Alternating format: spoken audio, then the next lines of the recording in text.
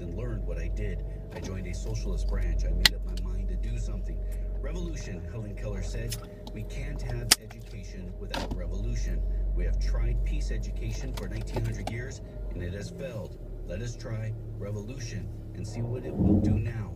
Generals testified to the splendid initiative the workers in the trenches take. If they can do that for their masters, you can be sure they will do that for themselves when they have taken matters into their own hands. Today we continue our series on the lives and times of radicals at the turn of the 20th century, a time in this country's history when the fight between capital and labor was arguably at its fiercest. Today is the life and works of Helen Keller. Born into a well-off family in Alabama in 1880, Helen Keller is commonly remembered through films like The Miracle Worker as the woman who, quote, overcame being deaf and blind, portrayed as a sexless and saintly woman, as so many people with disabilities are portrayed. But Helen Keller was a leftist radical who loathed President Woodrow Wilson and campaigned for Eugene Victor Debs. She was a wobbly, an early supporter of the NAACP, an original member of the American Civil Liberties Union, which was born out of the government persecution of anti-war World War I activists. The press attacked her socialist views by blaming them on her disabilities, and the FBI kept a file on her. For more on Helen Keller, I'm joined by two guests. Kathy Wolf is a writer and columnist for the arts magazine Scene 4 and a contributor to the paper The Washington Blade. She is also a contributor to a new anthology, Beauty is a Verb, the new poetry of disability, in which she has several poems about Helen Keller, also an essay on Helen Keller in that anthology. She's also author of the chat book, Helen Takes the Stage, the Helen Keller Poems. And Peter Dreyer. Peter Dreyer is the E.P. Clapp Distinguished Professor of Politics and Chair of the Urban and Environmental Policy Department at Occidental College.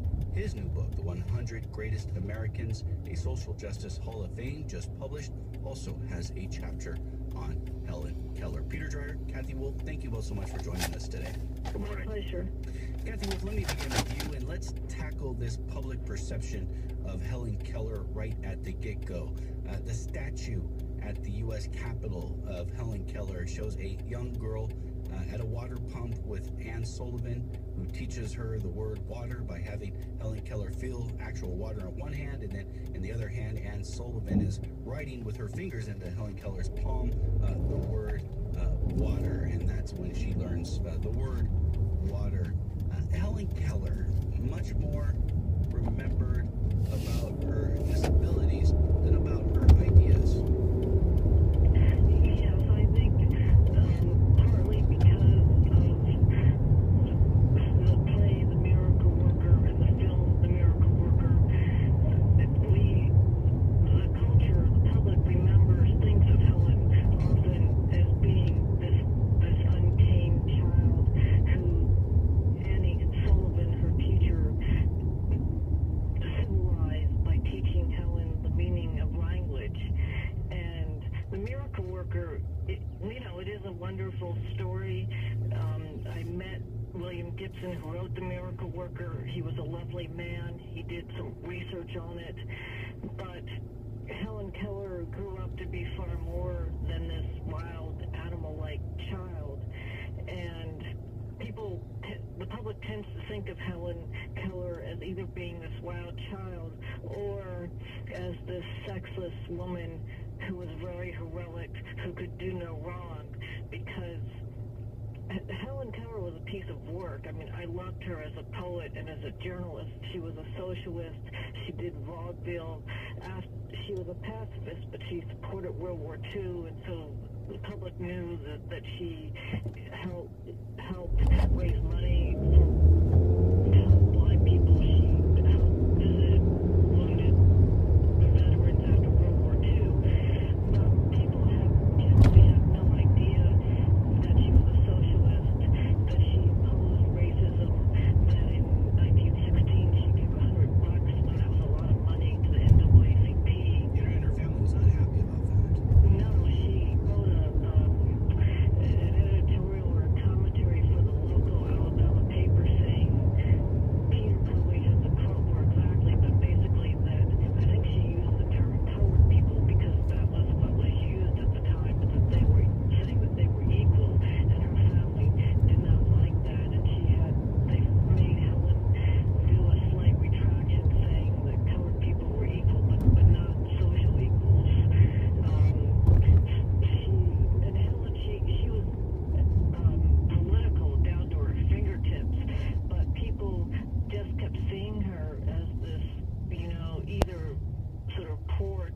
tragic deaf-blind child or this heroic deaf-blind woman, but they didn't see her as any, they couldn't see beyond her disabilities.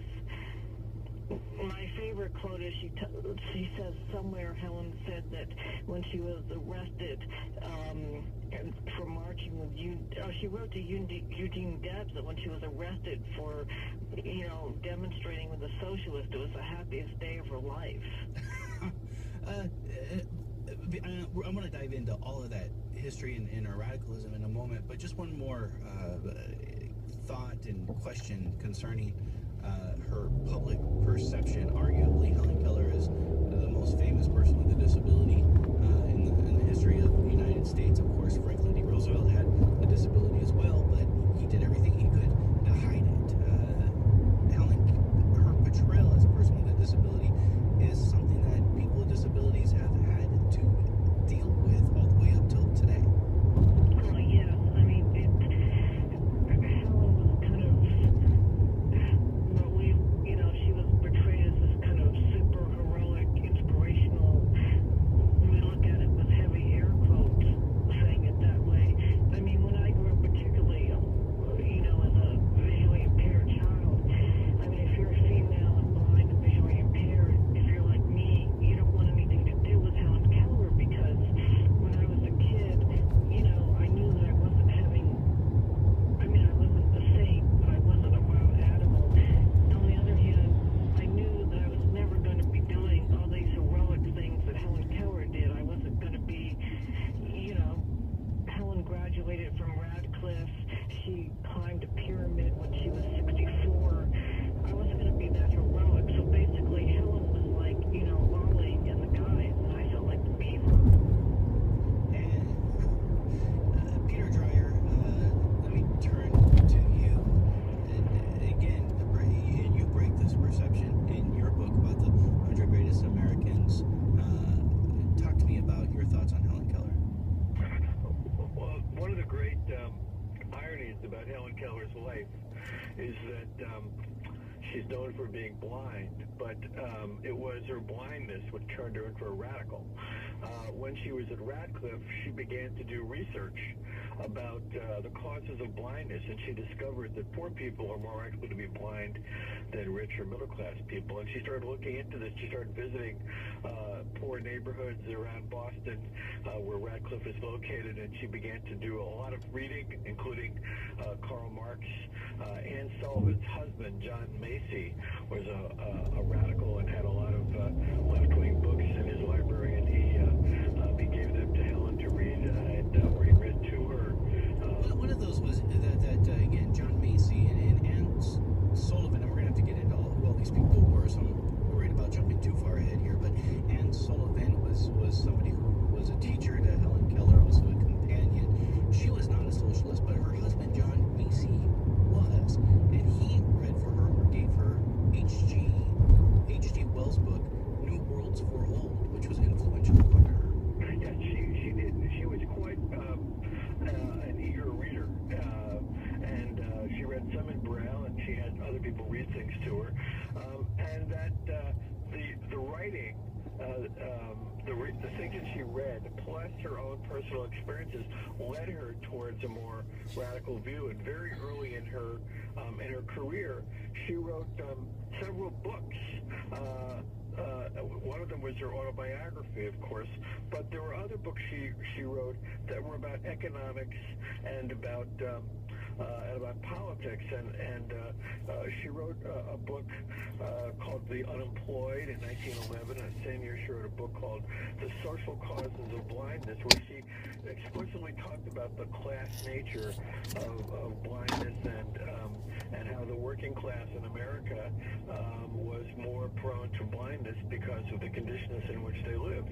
And so Helen Keller began very early in her life to see the connection between her own disadvantage and her own illness, and the disadvantages, the class disadvantages that she was able to perceive in the rest of the world. And one of the really interesting aspects of her life that people don't really understand unless they've delved into Helen Keller's life is that when people talked about her radical politics, particularly the elite. They would often say that her blindness was the cause of her radical politics because there was something wrong with her. But she fought back and she said, no, my radical politics come out of my understanding of disadvantage and privilege. And she was very clear about her own privilege. She grew up in a wealthy family. Unlike most blind and deaf children at her point in history, she was able to get help. Her mother was able to afford to send her to the Berger School for the Blind and get Ann Sullivan, who was a teacher there, to move to Alabama to be her mentor.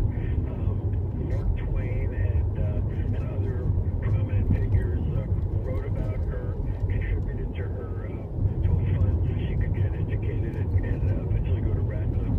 And she often said that she knew that she had advantages that many other people didn't. Even though she was blind, she had economic advantages and connections, which made it easier for her to overcome and address and deal with her blindness. Well, Peter, Can I jump in? please.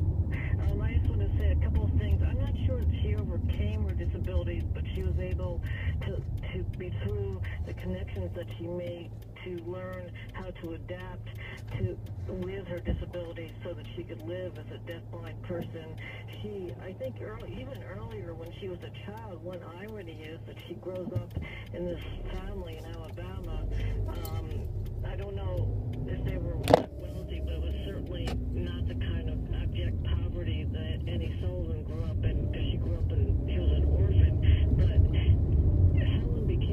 Keller became aware of race when she went to the Perkins School for the Blind, because that was in Boston, and the people, I can't remember his first name, you might remember it, Peter, his name was Hal, and one of the administrators there was related to the woman who wrote the Battle Hymn of the Republic. So it was kind of like, the irony of a woman who, because of her deaf and blindness as a child, learned about race and the horrors of slavery.